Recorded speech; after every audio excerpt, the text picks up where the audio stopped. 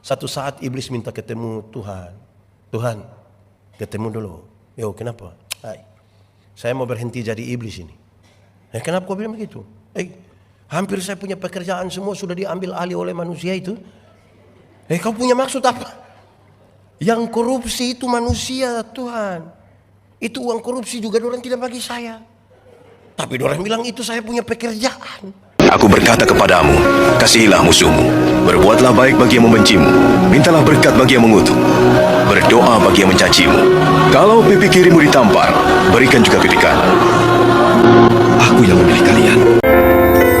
Ya Tuhan Allah, seperti tanah, biarlah kami jadi tanah yang subur, supaya ketika benih firman-Mu ditaburkan, akan bertumbuh dan berbuah di dalam hidup kami. Kuasailah kami oleh Roh-Mu yang kudus, supaya kami dimampukan bukan saja untuk mengerti firman Tuhan, tapi lebih dari itu kami dimampukan menjadi pelaku-pelaku firman-Mu. Diberkatilah semua orang yang memberi diri mereka untuk mendengarkan firman hari ini. Jauhkanlah penggoda pencobaan. Biar di dalam damai-Mu kami belajar firman Tuhan. Kami rindu pada firman-Mu. Berfirmanlah bagi kami Tuhan. Di dalam nama Yesus, firman yang hidup itu kami berdoa. Amin. Bapak Ibu Saudara-saudara, tema kita hari ini adalah gereja yang peduli sesama. Gereja yang peduli sesama. Pembacaannya terambil dari Injil Lukas pasal 10 ayat 25 sampai ayat yang ke-37. Injil Lukas pasal 10 ayat 25 sampai ayat yang ke-37, firman Tuhan berkata demikian. Orang Samaria yang murah hati. Pada suatu kali berdirilah seorang ahli Taurat untuk mencobai Yesus. Katanya, "Guru, apa yang harus kuperbuat untuk memperoleh hidup yang kekal?" Jawab Yesus kepadanya, "Apa yang tertulis dalam hukum Taurat? Apa yang kau baca di sana?" Jawab orang itu, "Kasihilah Tuhan Allahmu dengan segenap hatimu dan dengan segenap jiwamu dan dengan segenap kekuatanmu dan dengan segenap akal budimu, dan kasihilah sesama manusia seperti dirimu sendiri." Kata Yesus kepadanya, "Jawabmu itu benar. Perbuatlah demikian, maka engkau akan hidup." Tetapi untuk membenarkan dirinya, orang itu berkata kepada Yesus, "Dan siapakah sesamaku manusia?" Jawab Yesus, "Adalah seorang yang turun dari Yerusalem ke Yeriko. Ia jatuh ke tangan penyamun-penyamun yang bukan saja merampoknya habis-habisan, tetapi yang juga memukulinya, dan yang sesudah itu pergi meninggalkannya setengah mati. Kebetulan ada seorang imam turun melalui jalan itu. Ia melihat orang itu, tetapi ia melewatinya dari seberang jalan. Demikian juga seorang Lewi datang ke tempat itu. Ketika ia melihat orang itu, ia melewatinya dari seberang jalan. Lalu datang seorang Samaria yang sedang dalam perjalanan ke tempat itu. Dan ketika ia melihat orang itu, tergeraklah hatinya oleh belas kasihan. Ia pergi kepadanya lalu membalut luka-lukanya, sesudah ia menyiraminya dengan minyak dan anggur. Kemudian ia menaikkan orang itu ke atas keledai tunggangannya sendiri, lalu membawanya ke tempat penginapan dan merawatnya. Keesokan harinya ia menyerahkan 2 dinar kepada pemilik penginapan itu. Katanya, "Rawatlah dia, dan jika kau belanjakan lebih dari ini, aku akan menggantinya waktu aku kembali." Siapakah di antara ketiga orang ini menurut pendapatmu adalah sesama manusia dari orang yang jatuh ke tangan penyamun itu? Jawab orang itu, "Orang yang telah menunjukkan belas kasihan kepadanya." Kata Yesus kepadanya, "Pergilah dan perbuatlah demikian." Demikian firman Tuhan. Berbahagia setiap orang yang mendengar firman, memelihara dan melakukan dalam hidup setiap hari. Shalom. Gereja yang peduli pada sesama. Teks ini menarik sekali untuk kita renungkan, saudara-saudara. Ada 3 orang, ada imam, ada orang Lewi, ada orang Samaria. Mau jadi orang mana? Saudara, kira-kira kalau ditanya memilih, saudara rindu jadi orang mana ini? Samaria, yakin? Saudara yakin bisa jadi orang Samaria? Kalau saudara mau jadi orang Samaria, berarti tiap hari harus duduk di jalan antara Yerusalem Yeriko. Tunggu orang kena rampok, saudara tolong. Tunggu satu kena rampok, saudara tolong lagi. Tunggu satu kena rampok, saudara tolong lagi. Boleh? Lama-lama tidak ada lagi yang kena rampok, saudara yang kena rampok nanti. Tapi tidak apa-apa, memang itu kan cita-cita, tidak apa-apa. Saudara-saudara, perumpamaan ini dimulai dari sebuah pertanyaan seorang ahli Taurat. Pertanyaan yang baik itu, dia bilang, "Guru, apa yang harus saya perbuat untuk beroleh hidup yang kekal?" supaya kemudian juga kita melihat bahwa perumpamaan ini sekaligus sebuah jawaban atas pertanyaan itu, apa yang harus saya perbuat untuk beroleh hidup yang kekal. Ketika ahli Taurat ini bertanya begitu, Tuhan Yesus jawab begini kira-kira, engkau kan ahli Taurat, engkau kan tahu Alkitab, apa yang kau baca di sana? Mengasihi Tuhan dan mengasihi sesama. Oke, jawabanmu itu benar. Perbuatlah demikian maka engkau akan hidup. Ini sesuatu yang berat bagi dia. Kenapa? Tidak gampang melakukan 10 hukum Taurat. Apalagi 10 hukum Taurat nanti dijabarkan lagi dari 613 pasal. Dari 613 pasal masih ada ribuan peraturan hidup setiap hari. Ini berat, pergi dan perbuatlah demikian, engkau akan hidup. Ini berat ini. Lantas dia bilang, untuk membenarkan dirinya dia bilang, lalu siapakah sesamaku manusia? Tuhan Yesus mulai mengatakan perumpamaan ini. Adalah seorang turun dari Yerusalem ke Yeriko. Perjalanan Yerusalem Yeriko kira-kira 30 km, jalan menurun berbelok-belok, berbatu-batu lepas. Ada kira-kira 400 meter di bawah permukaan laut, sehingga tidak ada orang tinggal di situ, dan kalau ada yang dirampok sudah pasti tidak ada orang lain yang menolong. Tapi Yesus menggambarkan adalah seorang ke tempat itu dan dia dirampok, dipukul, hampir mati di situ, berdarah-darah. Dalam kondisi sekarat hampir mati dan berdarah-darah itu, datanglah seorang imam. Imam itu kan tidak menolong. Makanya saudara tadi tidak mau jadi imam itu kan. Imam apa masa lihat orang susah tidak tolong. Tapi jangan buru-buru juga. Imam di bait Allah itu jumlahnya banyak sekali. Ada yang ditabiskan jadi imam dan tidak melayani sampai mati karena antriannya panjang. Sekarang katakanlah imam ini akan pergi ke bait Allah. Ada orang yang susah di situ. Kalau dia tolong orang itu, darah orang itu menajiskan dia. Dia tidak akan bisa melayani itu. Kalau saudara imam itu kira-kira saudara pilih mana? Pergi ke bait Allah atau tolong orang itu? Saudara pilih mana kira-kira? Dalam kondisi itu, melayani tugas keimamatan atau tolong orang susah itu? Pilih mana? Saudara pilih mana ini? Kalau pendeta Yandi ya tergantung siapa yang dirampok. Kalau dia janda muda, saya yakin pasti saya tolong itu, saya yakin. Saya yakin. Kalau dia oma-oma, mungkin saya akan bilang, oma, ini jalan-jalan Tuhan sudah mungkin. Tapi saudara mungkin mau menolong, mantap lah. Setelah imam itu, datanglah orang Lewi. Orang Lewi ini juga tidak tolong, makanya saudara juga tidak mau jadi orang Lewi itu. Siapakah orang Lewi? Orang Lewi itu sama-sama kita ketahui adalah salah satu suku dari bangsa Israel yang sengaja dipisahkan oleh Tuhan supaya hanya urus bait Allah. Kenapa? Aktivitas orang Yahudi, orang Israel di bait Allah itu banyak sekali, sehingga bait Allah mesti harus disiapkan bersih, baik, diatur semua di sana. Sehingga ada suku tertentu, yaitu suku Lewi, yang kau hanya khusus urus bait Allah, nanti engkau tidak usah kerja lain-lain, engkau nanti diberi makan saja oleh suku yang lain. Tapi orang Lewi ini tidak tolong. Saya mau tanya saudara, kalau saudara menuju ke gereja, ketemu orang susah, mau datang kasih bersih gereja, ketemu orang susah, pilih mana? Kasih bersih gereja atau tolong orang susah? Renungkanlah itu. Kalau pendeta Yandi masih tergantung juga siapa yang dirampok. Ketiga, datanglah orang Samaria itu. Orang Samaria itu menolong kan? Ini orang baik sekali dan saudara rindu menjadi orang yang baik itu. Mantap. Tapi siapakah orang Samaria itu? Samaria itu juga adalah salah satu suku dari bangsa Israel. Beberapa suku dari bangsa Israel, maaf. Mereka keluarga, saudara dengan orang-orang Yahudi. Tapi yang menarik adalah setelah pemerintahan Salomo, setelah Salomo mati, mereka bertengkar dan berkelahi. Hasilnya dari 12 suku itu 10 suku di utara kemudian disebut Samaria, dan tinggal 2 yang ada di selatan. Mereka bertengkar cukup serius hanya karena soal politik.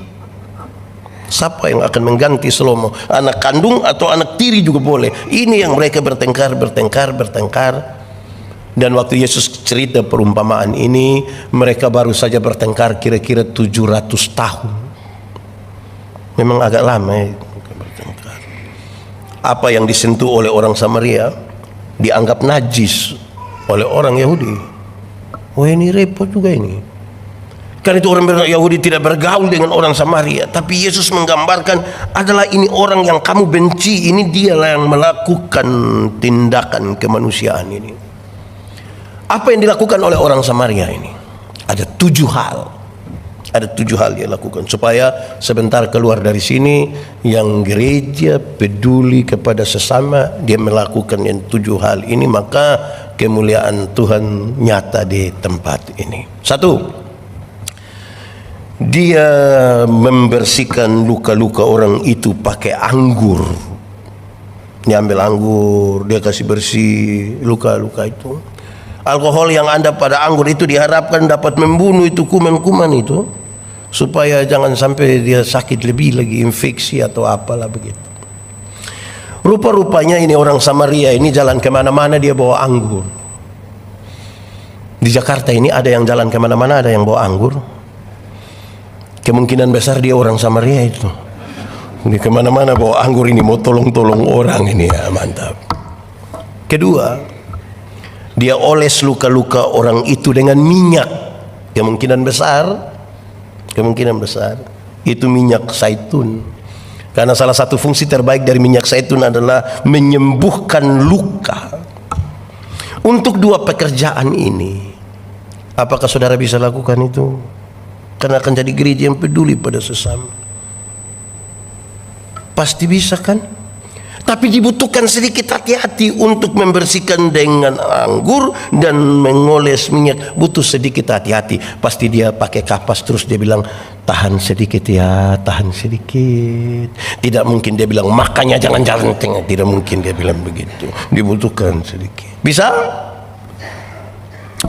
Ketiga, dia membalut luka-luka orang itu. Jadi setelah taruh minyak, dia balut luka orang itu. Bisa? Masih bisa. Keempat, renungan agak dalam ini di keempat. Dia angkat orang itu dan taruh di atas keledai tunggangannya. Saya mau tanya kita, dulu sudah ada Innova? Belum ada kan? Sudah ada Fortuner dulu? Belum. Mereka kemana-mana naik apa? Naik unta, naik keledai. Berarti ini kendaraan waktu itu. Saya renungkan bagian ini berulang-ulang, saudara. Kenapa? Saya kalau bawa mobil di Kupang, kalau ada orang celaka, ada orang berkelahi, ada untuk tolong saya tolong, untuk tolong saya tolong. Tapi itu pertolongan itu biasa jadi masalah ketika masyarakat yang ikut tolong itu lihat saya mulai agak lama sedikit begini, saya mulai pikiran itu. Karena sedikit lagi mereka akan bilang begini, Bapak Pendeta bisa bawa ke rumah sakit pakai Bapak punya mobil, boleh? Oh, itu saya ngeri itu. Saya tanya saudara, kalau saudara ada mobil, saudara bawa mobil kemana-mana, ketemu orang susah, ketemu orang yang berdarah-darah karena rampok, boleh muat di atas mobil saudara bawa ke rumah sakit? Bisa? Saya tanya kepada banyak orang dan yang paling banyak bilang bisa, itu karena dia belum ada mobil. Sebab kalau dia sudah ada itu dia sekikir. Apalagi baru cuci habis, keset sudah disikat lagi, istri saja naik lepas sendal. Apalagi orang yang kita tidak kenal. Saudara masih konsisten ingin jadi orang Samaria masih? Ini tambah berat ini. Masih bisa? Renungkanlah terus menerus. Kelima, kita ulang dulu. Pertama tadi apa? Anggur. Kedua, minyak. Ketiga apa? Membalut. Keempat, muat di atas keledai itu. Kelima, dia bawa orang itu ke rumah penginapan. Dia bawa orang itu ke rumah penginapan. Jadi ada celaka di sini, dia bawa ada hotel berapa di situ, dia bisa. Wih, tambah repot ini. Ini jadi orang Samaria begini nih. Keenam, dan dia merawat orang itu. Dia merawat. Saudara pernah rawat orang sakit? Pernah? Pernah rawat mertua. Wih, rawat mertua itu juga repot itu. Rawat. Saya bayangkan merawat orang tua itu, dia siapkan bubur, siap air hangat. Pagi-pagi dia ke pintu, dia ketuk pintu. Halo, masih hidup kah? Kan dia mesti cek segala sesuatu perkembangan dari orang ini. Ketujuh, terakhir, dia ambil uang 2 dinar, dia kasih kepada pemilik penginapan itu. Dengan dia katakan ini, rawatlah dia. Dan jika kau belanjakan lebih dari ini, aku akan menggantinya waktu aku kembali. Dulu orang kerja 1 hari dibayar 1 dinar. Berarti 2 dinar adalah upah kerja selama 2 hari.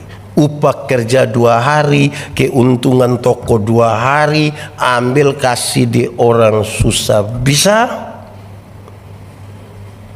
Wih, hancur. Oke, 7 hal. 1 tadi apa? Anggur. Kedua apa? Minyak. Ketiga apa? Membalut luka. Keempat, muat di atas keledai tunggang. Kelima, bawa ke rumah penginapan. 6, merawat. Ketujuh, kasih uang 2 dinar. Itu kronologi ceritanya. Lalu apa pesan sekaligus berkaitan dengan tema gereja peduli kepada sesama? Siapakah orang Samaria itu? Siapa orang Samaria itu? Saudara punya kerinduan bagaimanapun, saudara tidak akan pernah jadi orang Samaria. Tidak akan. Tolong satu saja kita ribut, susah, apalagi mau tolong semua orang, mau tolong semua orang. Ada orang tertentu yang mau jangankan orang lain, mau kasih orang tua kandung saja uang, dia pakai sembunyi, takut istri tahu. Dia lipat, ambil cepat. Ada setan. Itu kasih di orang tua kandung, apalagi orang lain. Siapakah orang Samaria itu? Bukan saudara, bukan saya. Orang Samaria itu ialah Tuhan Yesus Kristus. Orang Samaria itu siapa? Tuhan Yesus Kristus. Orang Samaria itu turun dari Yerusalem ke Yeriko. Sebuah gambaran yang sangat baik untuk menjelaskan. Kalau kita bicara ini dalam konteks Palestina, mereka tahu bahwa Yerusalem itu kota kudus. Makanya kita menyanyi. Boleh kita sama-sama menyanyi. Oh Yerusalem, kota mulia, hatiku rindu ke sana. Sekali lagi. Oh Yerusalem, kota mulia, hatiku rindu ke sana. Sama-sama, tak lama lagi. Tak lama lagi Tuhanku datanglah, bawa saya masuk sana. Tak lama lagi Tuhanku datang. Bawa siapa? Bawa saya masuk sana. Yerusalem kota kudus. Dia pergi ke Yeriko, kota terkutuk. Ini sebuah metafor, sebuah gambaran yang baik untuk mengatakan Tuhan Yesus datang dari surga yang kekal ke dalam dunia yang penuh rawa payah. Perjalanan 30 km itu perjalanan Via Dolorosa, susah sengsara. Dalam perjalanan Via Dolorosa itu dia bertemu dengan orang-orang yang dirampok hampir mati, dipukul dan berdarah-darah lalu ditinggalkan di situ. Siapakah orang itu? Siapakah orang yang dirampok itu? Orang yang dirampok itu adalah saya, Pendeta Yandi. Orang yang dirampok itu adalah kita semua ini.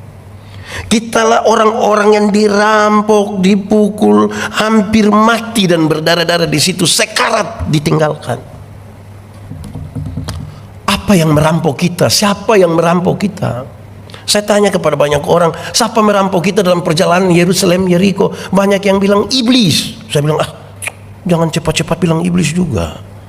Kadang-kadang iblis juga tidak tahu apa-apa itu. Kita saja yang bilang seolah-olah dia tahu. Ada anekdot dulu, saudara mungkin pernah baca, ada tulis begini. Satu saat iblis minta ketemu Tuhan. Tuhan, ketemu dulu. Yo, kenapa? Saya mau berhenti jadi iblis ini. Kenapa kau bilang begitu? Hampir saya punya pekerjaan semua sudah diambil alih oleh manusia itu. Kau punya maksud apa? Yang korupsi itu manusia, Tuhan. Itu uang korupsi juga orang tidak bagi saya. Tapi orang bilang itu saya punya pekerjaan. Yang selingkuh itu manusia itu. Waktu orang dua aku ajak jalan itu juga tidak ajak saya juga. Tapi bilang itu saya punya pekerjaan, lebih baik saya berhenti saja, kasih orang ini pekerjaan saja. Kita dirampok oleh nafsu kita. Kita dirampok oleh keinginan-keinginan kita yang jahat. Kita mestinya mati sudah oleh hukuman yang serius. Tapi Tuhan Yesus menolong kita. Saudara, dalam keadaan sengsara, hampir mati, berdarah-darah, imam tidak bisa tolong. Orang Samaria tidak bisa tolong. Tidak bisa. Imam itu hanya bisa menunjuk jalan. Baru kemarin saya bilang, saudara-saudara, masuk surga itu ibarat kita ke WC, tidak bisa diwakilkan. Imam tidak bisa wakilkan kita. Siapa di antara kita yang dia mau pergi ke WC terus saya bilang, kakak, yo, kemana? WC, titip. Tidak bisa. Masing-masing pergi sendiri. Tugas imam dan orang Lewi itu adalah kasih tunjuk jalan. Di mana WC? Itu di situ. Terima kasih pendeta. Yo, hati-hati ada anjing di situ. Kan kasih tahu begitu supaya jalan lurus. Orang Samaria itu datang menolong kita. Oleh bilur-bilurnya kita menjadi sembuh. Waktu kita sembuh, dia angkat kita, dia muat di atas keledai tunggangannya, dan dia taruh kita di rumah penginapan. Apakah rumah penginapan itu? Rumah penginapan itu adalah gereja Tuhan.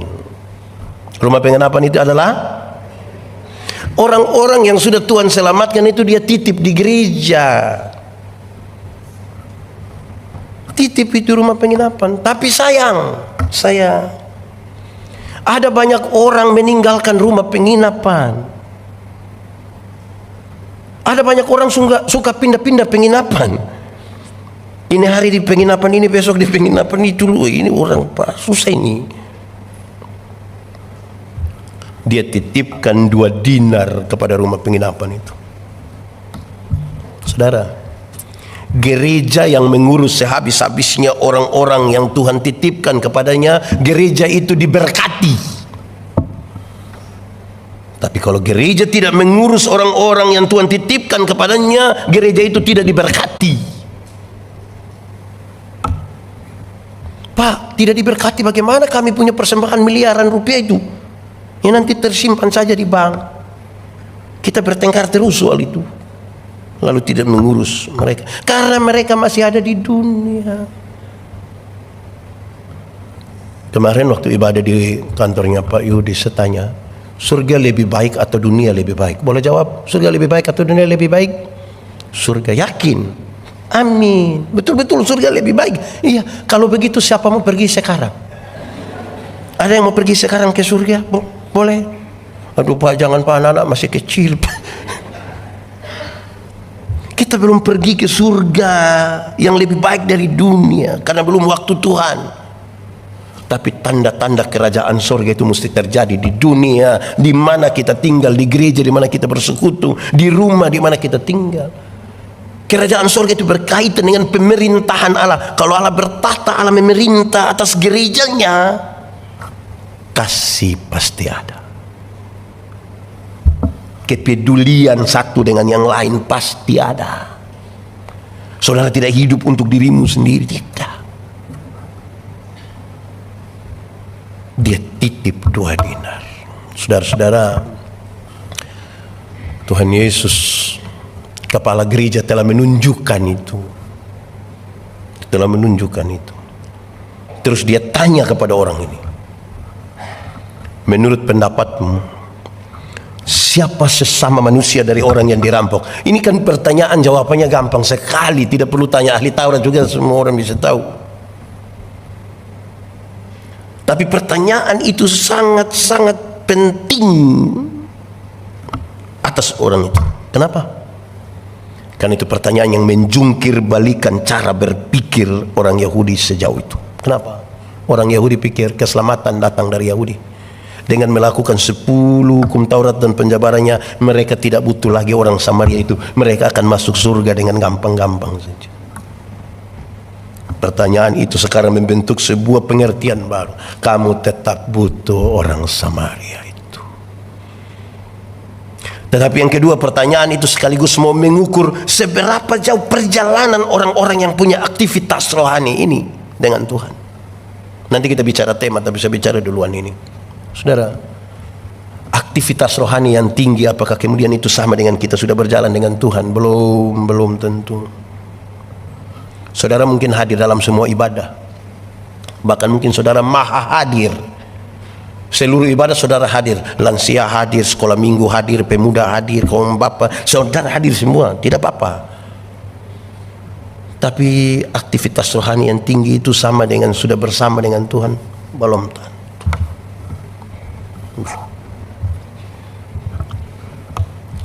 Makin jauh orang berjalan, dia makin tahu bahwa dia bukan siapa-siapa dan dia butuh Tuhan.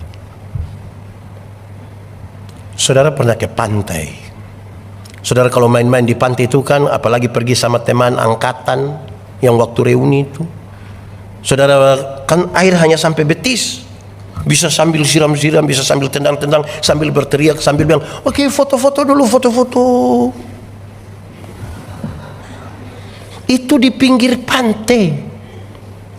Coba masuk barang 1 kilometer ke dalam, terus tiba-tiba ini gelombang sudah besar, perahu begini, siapa yang berdiri? Hei, kapal sudah mau tenggelam, tolong foto. Tuh, yang gaya-gaya itu kan perjalanannya pendek gitu. Saudara jalan kaki pasti bisa sih, tapi berapa jauh? Dekat. Karena perjalanan dekat saudara tidak butuh orang lain. Karena kekuatan full aja pada saudara, ada pada kita. Kita tidak butuh orang, bahkan Tuhan pun kita tidak butuh. Karena perjalanannya dekat. Coba perjalanan lebih jauh sedikit, pasti naik ojol toh? Coba pernah naik ojol tidak? Terus yang mau juga, saya yakin yang di belakang akan korek, dia bilang, adik, ya pelan sedikit, pelan sedikit. Kenapa? Kita pendada tidak kuat ini, tidak kuat. Tidak bisa Pak. Kenapa? Bapak hanya bayar 5.000. Ya memangnya 5.000 kenapa? Kalau 5.000 tidak pakai rem Pak.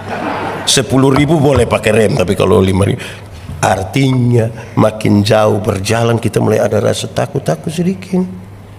Lebih jauh lagi naik bis. Saudara pernah naik bis? Kalau jalan yang di Jakarta ini saya lihat jalan lurus-lurus semua. Kemana yang dia pun jalan agak berkelok-kelok itu kemana? Kemana? Oke. Saudara pernah aku tidak naik duduk di samping driver itu, di bok-bok itu, hampir-hampir dia belum injak rem, kita yang mau angkat kaki injak itu.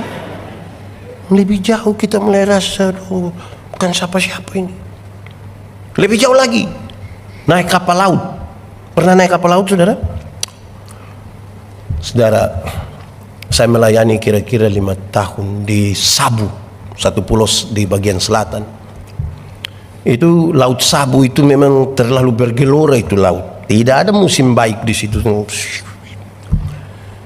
Di laut, tapi kami kan pakai kapal feri ASDP. Bisa berenang 10 km pun kalau tenggelam di laut Sabu kita tidak ada arti. Kalau musim timur, Juli, Agustus, angin timur itu berat sekali. Itu repot. Kalau masih ada kapal yang berani pulang dari Sabu ke Kupang, kalau di atas itu mereka lihat ada pendeta, mereka datang, Pak Pendeta, ya kita boleh ibadah. Di darat jarang ibadah Bapak, di laut rajin. Yang menarik itu kalau ibadah di laut, apalagi di musim gelombang. Itu di bagian persembahan. Waktu persembahan itu kami tidak pakai tangguk persembahan yang macam begitu, kami tidak pakai. Pertama karena memang tidak ada toh. Tapi yang kedua karena itu tidak ada, maka kami pakai dus yang besar itu. Kenapa harus pakai dus besar? Karena kalau kita ibadah di laut, yang bawa persembahan itu datang, sekali isi tangan di saku itu dapat berapa saja, dapat berapa semua masuk itu tidak lewat otak dia. Beda kalau ibadah di darat. Beda atau tidak? Beda, termasuk yang sebentar ini. Beda. Itu yang mau persembahan datang, itu sekali kita isi begini macam agak lama. Sudah lama lagi dia putar 2-3 kali dia. Macam ada firasat ini.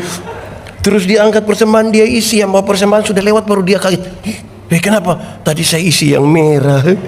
Menyesal dia itu. Ini sudah bagus-bagus karena sudah bawa envelope, jadi pasti lebih terstruktur. Mantap itu, mantap. Baguslah, bagus. Di beberapa gereja lain ada jemaat yang mau pergi ke gereja itu, dia singgah di kios. Saya tanya, singgah di kios buat apa? Tukar uang pendeta. Tukar kasih besar? Tidak, kasih kecil. Ya, saya bilang, saudara-saudara, kami bicara dalam satu acara di Toli-Toli, terus di satu acara di Kota Mobagu di Sulawesi Utara. Saya bilang para pendeta, teman-teman yang melayani, kamu tidak usah takut dengan pemeliharaan Tuhan. Tidak usah takut. Pemeliharaan Tuhan itu terlalu nyata dan semua orang bisa menyaksikan itu. Para pendeta hidup dari persembahan jemaat, tapi hidup enggak hari ini. Persembahan jemaat kalau kita lihat itu dia punya nama uang, itu pakai uang misalnya. Yang warna merah itu jarang.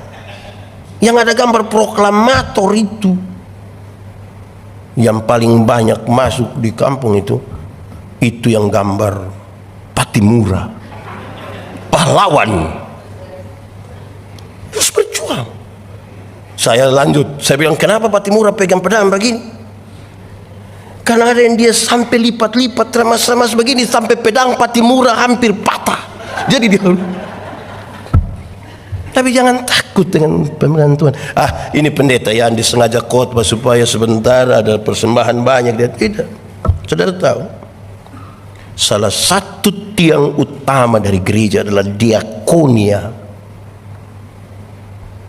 yang pakai persembahan-persembahan saudara itu untuk mereka yang susah, yang lapar, yang bermasalah, yang tidak punya rumah, yang tidak punya semua. Itu tiang gereja yang tidak boleh hilang dalam gereja. Saudara tahu, kalau programnya program gereja, saudara tidak kelihatan. Kalau program pribadi, saudara masih kelihatan. Apa maksudnya? Kalau pendeta yang menolong satu orang tertentu, itu orang ingat saya, dia lupa Tuhan.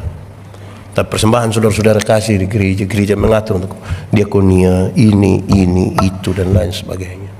Saudara tidak diingat oleh siapapun. Hanya Tuhan kepala gereja itu yang ingat, saudara. Lebih jauh lagi naik pesawat. Ini orang Jakarta ini kan naik pesawat semua, Boeing semua ini, Airbus. Terbang kira-kira 36.000 kaki. Kalau terbang 36.000 kaki berarti kira-kira 12 km di atas udara. 12 km di atas udara itu pesawat belum jatuh kita sudah mati. Dia mati sudah. Dia baru mau mati. Di 12 km itu ketika zona aman, orang sudah bisa lepas sabuk pengaman, sudah bisa jalan-jalan. Terus tiba-tiba lampu sabuk pengaman itu menyala dan ada suara bilang begini, berhubung karena kita terbang dalam situasi cuaca yang buruk, karena itu kami minta kepada para penumpang segera kembali ke tempat duduk dan seterusnya. Saya mau tanya, waktu ada pengumuman begitu ada yang berani protes? Silakan kembali ke tempat duduk. Mau kembali buat apa? Tidak ada. Pulang dengan teratur. Mau kencing saja tunda. Dia datang duduk, ada anak-anak kecil ribut sedikit, dia bilang, adek, doa. Saudara tahu, Di ketinggian 12 km itu kecepatan pesawat kira-kira 900 km per jam. 900 km per jam itu berarti Rossi juga kalah. Kalau Rossi saja kalah, apalagi ojol. Lebih kalah itu mereka. Di kecepatan kurang lebih 900 km per jam itu pesawat tabrak awan, kan dia guncang kan. Itu menarik kalau ada orang Kristen di atas. Pas tabrak awan guncang, yang Kristen langsung bilang Yesus. Di darat kalau kaget maki. Saya belum pernah dengar orang maki di atas pesawat, belum pernah. Mestinya kalau ada yang biasa maki, kita kumpul uang, beli tiket, suruh dia berangkat pas musim hujan. Itu pulang langsung ada persekutuan doa di rumah itu. Saudara, makin jauh berjalan, kita merasa kita bukan siapa-siapa. Bukan siapa-siapa. Kita butuh Tuhan. Ada orang punya niat menjadi orang yang peduli pada sesama, tapi dia bilang, lalu saya mau punya untuk diri saya saja, tidak ada bagaimana untuk tolong orang. Ada sebuah kebiasaan dalam masyarakat Yahudi, itu memang berlaku tahunan, tapi bagus. Orang yang paling miskin sekalipun dia mesti cari satu orang yang lebih miskin dari dia untuk dia memberi sesuatu, karena menjadi berkat. Bukan karena soal kekayaan, bukan soal apa yang ada, tapi soal hati yang penuh kasih. Tergeraklah hatinya oleh belas kasihan. Bukan soal apa yang ada pada kita. Saya bilang kepada anak-anak, saya bilang kepada orang-orang yang dekat dengan saya, kalau kamu ingin membantu orang sekarang, karena saya tidak tahu kamu ada hari esok atau tidak, jangan tunggu kaya. Kan saya lihat kamu ini tidak akan kaya-kaya nih.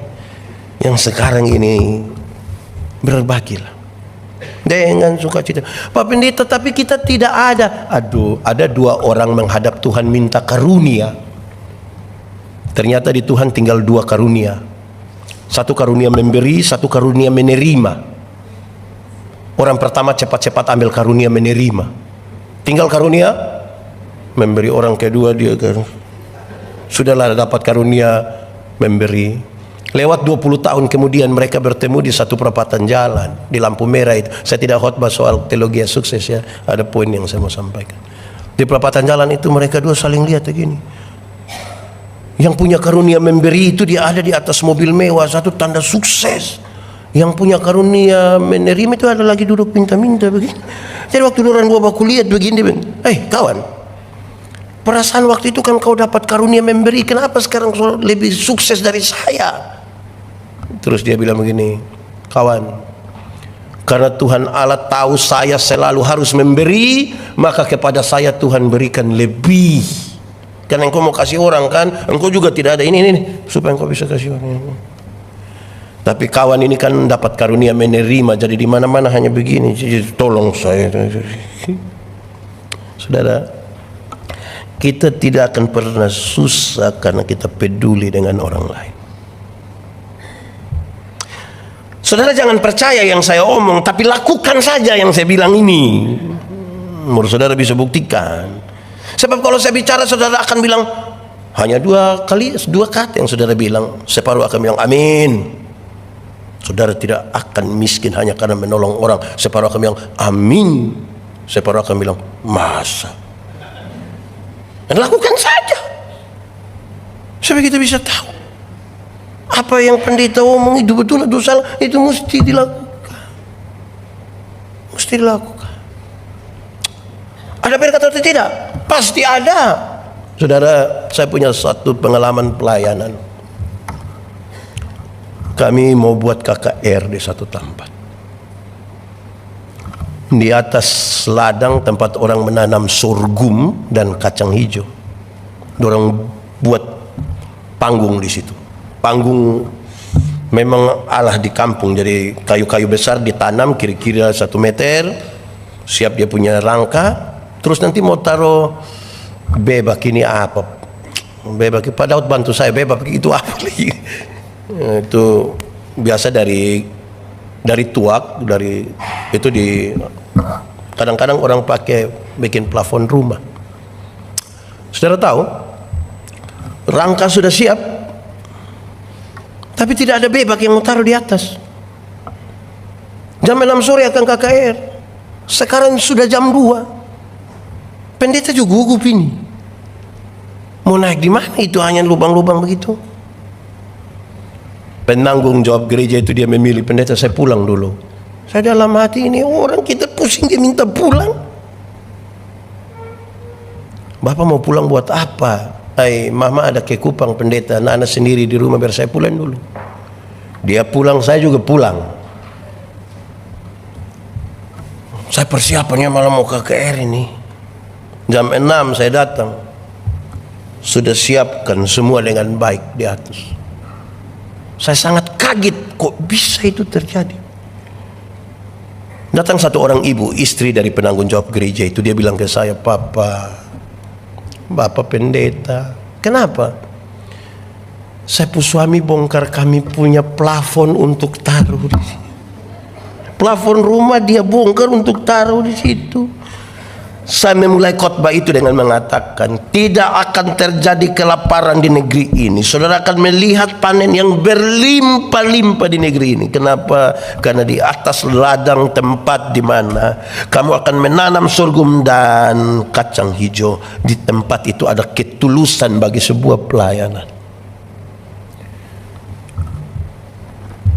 Setelah musim tanam dan panen, itu tahun di mana mereka panen paling besar melebihi tahun-tahun sebelumnya. Pendeta Yandi yang tidak pernah menanam saja pulang bawa 3 karung besar. Tidak akan pernah berkekurangan hanya karena kita mau jadi berkat.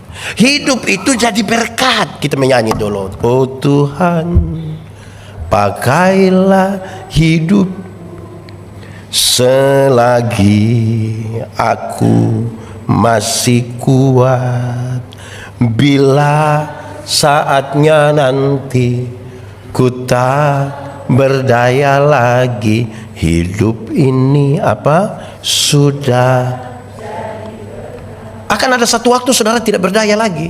Mungkin karena sakit, mungkin karena sudah tua, mungkin karena kecelakaan, sudah tidak berdaya. Tapi orang akan bilang, itu orang dia sudah sakit begitu, tapi dia sudah banyak jadi berkat. Jangan dari berdaya sampai tidak berdaya, tidak pernah jadi apa-apa. Hanya jadi beban saja. Lama-lama kita baru muncul orang baku korek, beban hadir itu. Yang jadi berkat. Saudara, kenapa itu kemudian menjadi penting dan diakonia menjadi sebuah tiang gereja?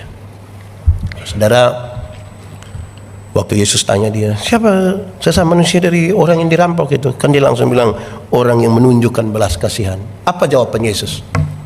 Pergi sudah dan buatlah demikian. Pergi, ini dia punya role modelnya ya. Pergi sudah, buat demikian. Apa hubungannya dengan surga? Oleh bilur-bilurnya kita menjadi sembuh, tadi kita sudah diselamatkan. Saya pakai contoh saja. Saya dengan satu orang, kami dua tidak kenal misalnya. Saya dan Pak Budi, kami dua tidak kenal katakanlah. Saya dapat dia punya nomor telepon, saya telepon, Pak Budi, sebentar malam jam 12 boleh ketemu saya di satu tempat ini. Kira-kira beliau mau atau tidak? Ada ayam satu di rumah, kita dua tidak kenal, saya pergi ke rumahnya, kira-kira dia kasih saya itu ayam atau tidak? Saya ganti pertanyaannya, saya mau kasih Pak Budi mobil baru satu, kira-kira dia mau atau tidak? Mau. Saya kasih Toyota Alphard 1, beliau dapat. Waktu beliau dapat dengan cuma-cuma, ada perubahan tingkah laku beliau ke saya atau tidak? Saya telepon jam 12 malam, datang atau tidak? Saya pergi ke dia punya rumah, ada ayam satu, kasih atau tidak? Kenapa tiba-tiba Pak Budi baik begitu itu? Karena telah menerima sesuatu yang mahal, yang cuma-cuma. Tindakan-tindakan kebaikan, mengasihi itu sebuah tindakan mengucap syukur. Karena kita tidak bisa, tapi Tuhan sudah mati ganti kita. Saya hanya bisa melakukan ini, saya hanya bisa melakukan ini. Pak Pendeta, sulit rubah ini mindset. Kenapa? Sesuatu yang kita anggap penting, pasti kita menemukan jalan. Contoh, sebentar saudara pulang dari gereja lupa handphone, datang cari atau tidak? Kenapa datang cari? Kenapa tidak sudah kasih tinggal biar orang dapat saja? Kenapa datang cari? Itu biar sudah mau masuk ke rumah, Pak, balik Pak, tolong balik Pak. Aduh, masih di gereja kah? Iya, tolong lihat saya punya handphone dulu. Iya, tadi ibu duduk di mana? Saya duduk di semua tempat, cari saja. Kenapa pulang? Karena mahal, karena penting. Sesuatu yang mahal dan penting, mau sibuk bagaimanapun, kita pasti menemukan jalan ke tempat itu. Karena mahal, karena penting. Tapi kalau sesuatu kita anggap tidak penting, sebentar saudara pulang, saudara lupa tisu yang sudah dipakai, yang saudara rencana mau buang di tempat sampah, tapi lupa. Saudara tahu dia masih tersimpan di situ. Kira-kira kembali ambil atau tidak? Nah, kenapa handphone saudara pulang, tisu saudara tidak pulang? Kalau penting kita menemukan jalan. Kalau tidak penting kita lebih banyak menemukan alasan. Jadi kalau satu orang terlalu banyak alasan itu sebenarnya dia tidak mau, dan dia tahu itu tidak penting. Sebab sesuatu yang kita tahu penting, dia butuh diperjuangkan. Pasti Tuhan buka jalan. Pasti buka. Kita menyanyi saja. Saya sekarang suka menyanyi. Ku tahu Tuhan pasti buka jalan. Ku tahu Tuhan pasti buka jalan. Asal apa? Asal ku hidup suci, tidak turut dunia. Karena itu ku tahu Tuhan pasti buka jalan. Selamat menjadi berkat. Amin. Kita tunduk kepala, mari berdoa. Ya Tuhan Allah, kami sudah dengar firman-Mu dalam seluruh keterbatasan kami, tapi kami mohon Tuhan di dalam kami, membuat kami untuk melakukan kehendak firman-Mu. Sentuh hati kami, jamah hidup kami, supaya kami peduli, karena Tuhan lebih duluan peduli kepada kami. Pimpin dan sertai kami sebagai gereja-Mu, karena Engkaulah kepala dari gereja kami, yang telah menunjukkan jalan-jalan kebaikan bagi sesama. Biar kami dapat melakukan seturut kehendak-Mu. Di dalam nama Yesus kami berdoa. Amin. Aku berkata kepadamu, kasihilah musuhmu, berbuatlah baik bagi yang membencimu, mintalah berkat bagi yang mengutuk, berdoa bagi yang mencacimu. Kalau pipi kirimu ditampar, berikan juga pipi kanan. Aku yang memilih kalian.